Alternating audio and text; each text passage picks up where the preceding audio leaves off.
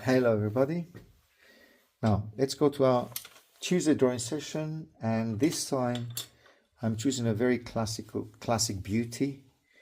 Her name is Kaye Webb, and of course it's an probably 60s actress or 50s actress. I'm not sure about the timing, but it's beautiful.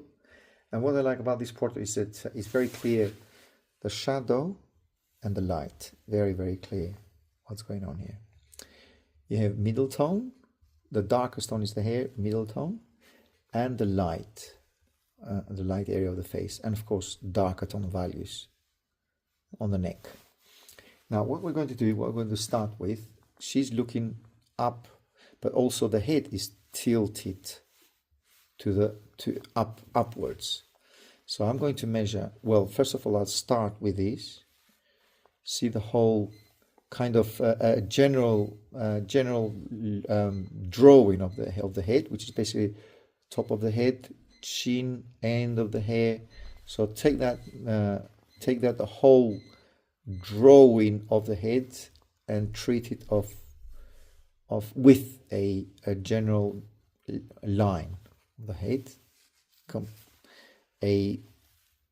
general line or general form of the head, which is something like that, and middle of the head, which is about from the chin to the end of the eye, and then go up, and that is pretty much the middle.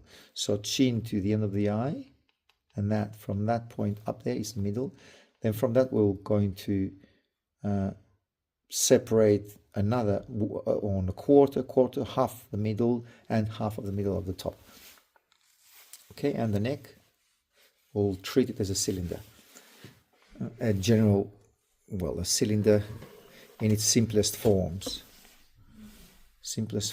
Okay, now let's go back to the drawing, and this will be the general line of the head, as I said earlier on, which is something like that, and is what I've said with that's the ending of the hair coming back here. That's the chin. This is the head. The features are all placed here. This is the hair, chin, and the neck, which is the cylinder form of the simplest in its simplest form is a cylinder. You have the chin here, and this is the shadowy part of the head. Okay, let's turn the camera a little bit more to the drawing. Okay, and we've said, as I've mentioned earlier on, the middle of the whole, well, the side from the top to the bottom, the middle is somewhere here. So let's measure it again.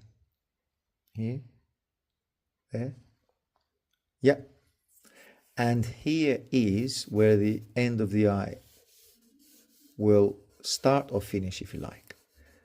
You've got one eye, you have the eyebrow here, and the nose. There's a movement of the nose, there's an angle of the nose, which is basically this one here, and you have the basis of the nose, nostril, and the lips, upper lip, angled down slightly, lower lip, and of course the teeth. And we have the chin, cheek, a little bit of a lighter, well, with a light line. I will start and do that. Basically the eyebrow, which is somewhere here. Let me see at the eyebrow here, it's lower than the eyebrow on the left, or on her left, our right, but her left. So that's slightly lower. That's because she's tilted towards the back, and also as this part of the head moves away, that's the only way to make sense of it, is that eyebrow feels lower It's not that it's lower, it's at the same line, but it appears to be lower. Then you have hair. I'm trying not to exceed that line which I've given to myself and yourselves.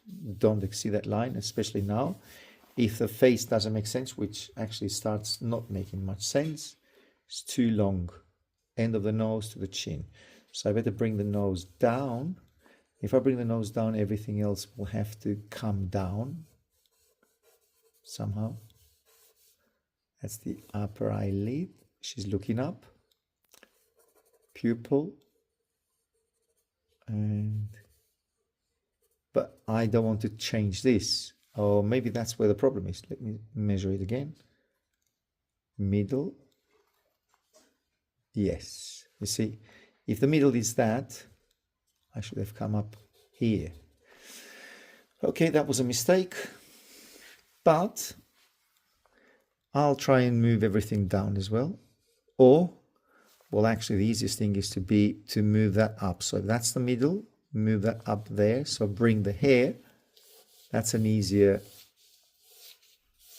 change than to move all the features down.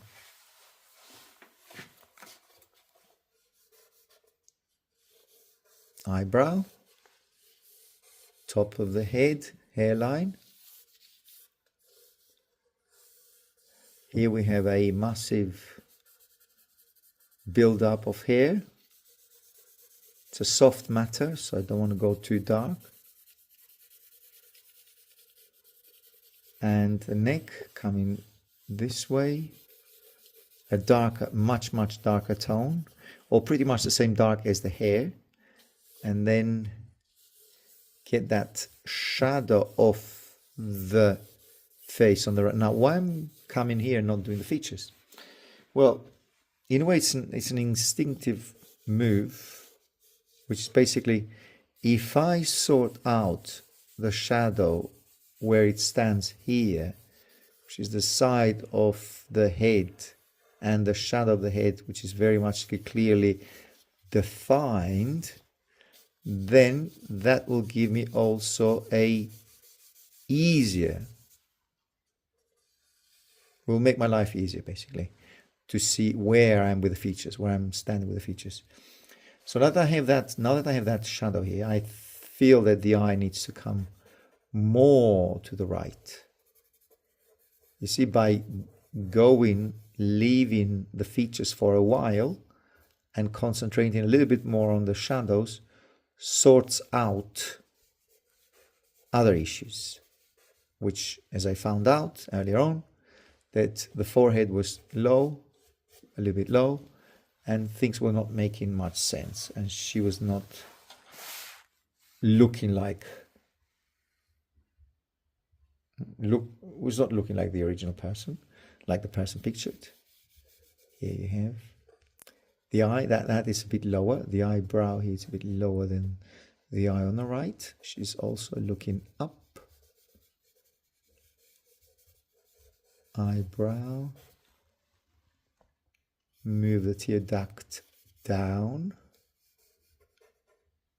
And a slightly darker tone here. Darker tone. Darker tone. Cheekbone coming here. Darker tone here. And the chin is beautiful. I mean the original, not my chin, but she's got a very sweet chin here, and that is where the cheek turns and creates a nice a beautiful volume of the cheek, which is actually giving that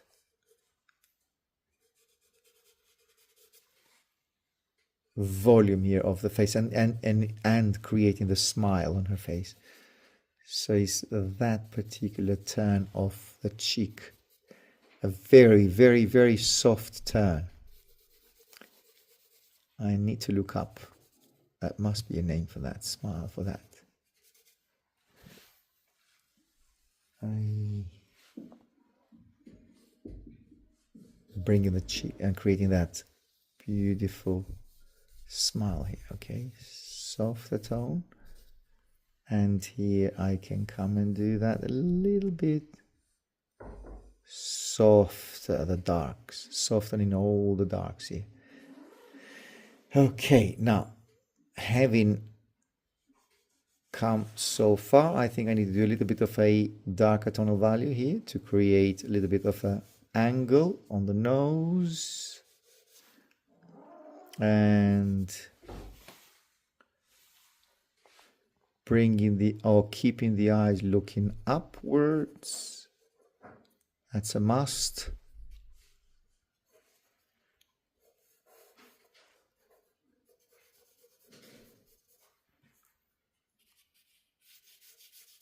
And a general darker tonal value here.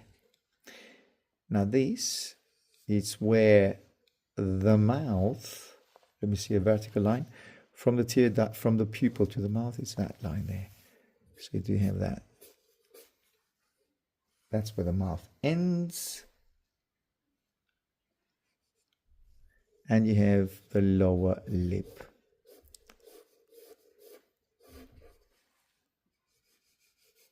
There you have it, the lower lip and the teeth and the upper lip here.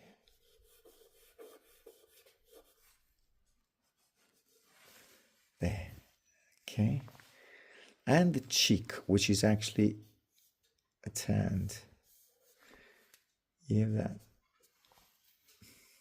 roundness of the cheek. And of course, we have an angle of from the cheek to the chin, and the angle is quite steep. It kind of comes and moves and becomes a quite steep line here, and that is where the cheek becomes more rounded. And you have a softer tone under the lower lip.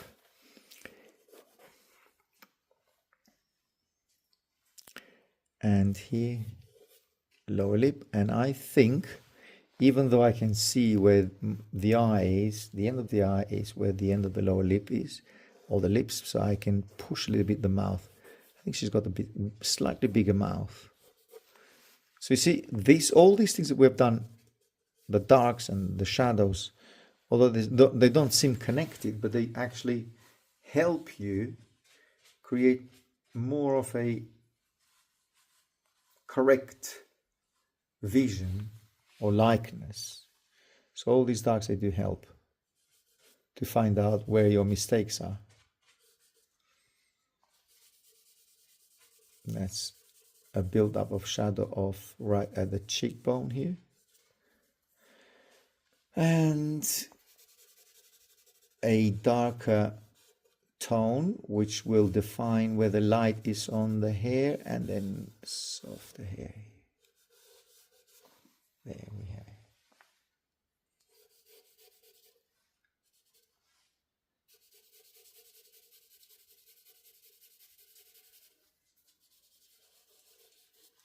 Here you have the curls of the hair, and of course some dark tonal values right at the top of the hair,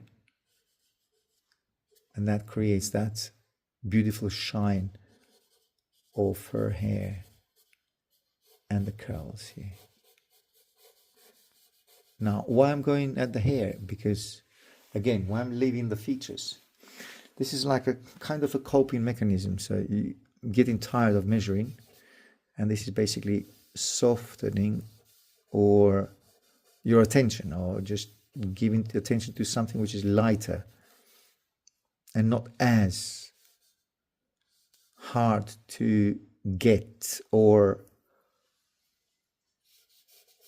define like the features, because the hair is actually a moving, hair moves about, so you can make, I guess, mistakes on the hair, because again it's if she's in the studio, but she could be outdoors, and you cannot, if she's outdoors, the hair will be moving, and if it's windy, so you can actually get away with doing mistakes on the hair, but not with the features, or not as much. And the neck is a little bit more coming forward a little bit more here.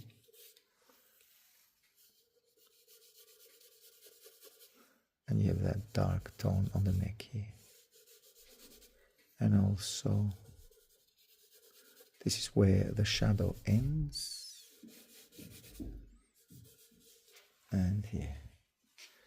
Okay, pretty much it's a build-up of the whole thing, the portrait.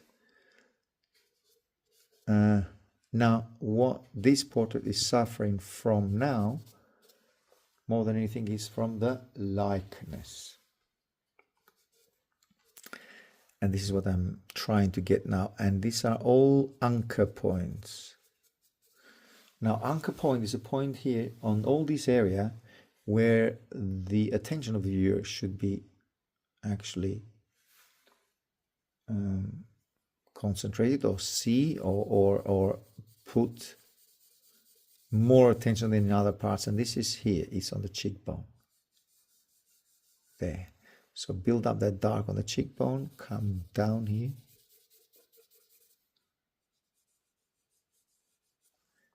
And the roundness of the cheek, which is very important here. And you have the nostril moving upwards like this. You have a darker tonal value between the eye and the eyebrow. The eyebrow moves lower, a little bit lower, more archy. And actually the arch comes right here, almost. Okay. Now, the hair is curled a little bit back here. Okay, a little bit more intonation on the top of the hair that defines the hair from up there. There is a little bit of a darker tonal value about the background, darken the background here, and I can come and do an enter with the background up to the lip. See, instead of using the putty rubber, I've used my fingers, and that pushed the teeth more to the right, and I can do the same thing here and create a more rounded form with my fingers, and that will be the cheek itself, cheek bone, the cheek, not the cheekbone, and bring the eye a little bit, or maybe soften the eye completely.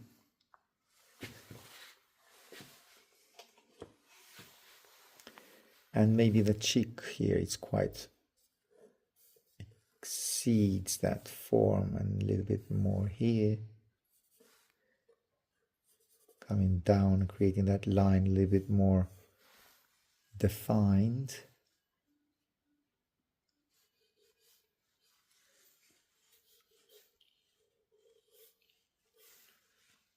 No, she does have more prominent chin. So bring the chin a little bit more outwards. There. Yes, more prominent chin. There, I would say that's more correct.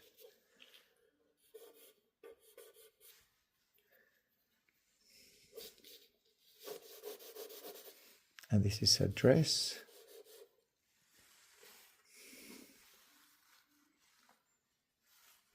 Curl of the hair.